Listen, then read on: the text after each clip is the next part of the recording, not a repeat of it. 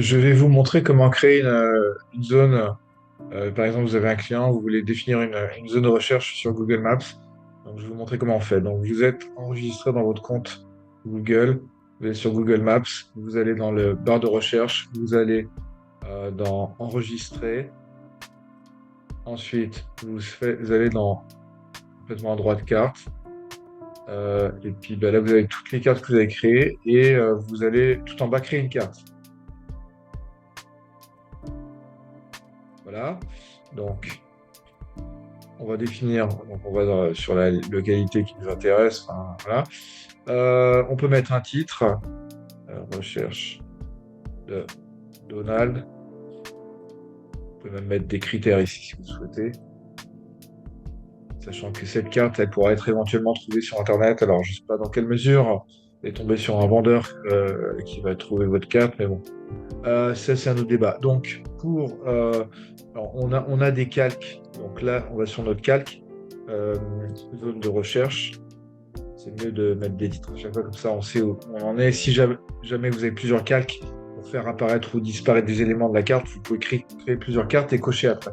Si vous décochez, bah, ça va, euh, ça va faire apparaître ou disparaître. Donc là, on est dans notre calque. Et là, je vais pouvoir, donc sous la barre de recherche, on a différentes choix. Et là, tracer une ligne. Alors, je vais faire une forme pour faire ma zone de recherche. Alors, je peux aller zoomer dans ma carte. Par exemple, Donald, il cherche dans le centre de Paris, par exemple. Tac. Et il faut revenir sur le point de départ pour créer la forme. Zone de recherche. Alors, je vais en faire deux. On peut mettre un petit blurb ici. Enregistrer. On peut changer la couleur de la zone. On peut jouer avec la transparence, la largeur des bordures. Voilà. Et donc, on va créer une deuxième zone.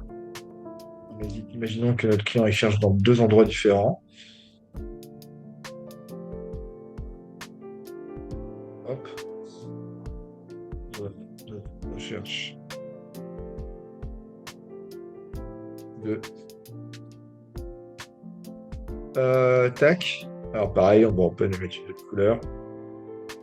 Et voilà, donc on a créé nos zones. On peut même, si, on peut même ajouter un onglet, un icône. Par exemple, s'il travaille ici, on peut mettre, voilà, comme ça, on voit les distances par rapport à à son travail. Alors, on ne pourra pas calculer sur les zones, sur ces cartes-là, les distances, mais néanmoins, on peut faire apparaître des icônes.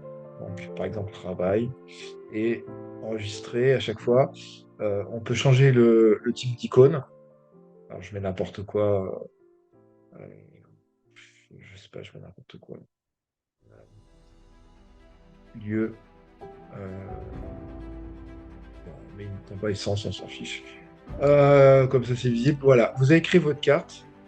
Ça, on peut le faire disparaître. Hop, vous avez créé votre carte. Et puis, bah, pour la partager, vous allez dans Partager tout simplement.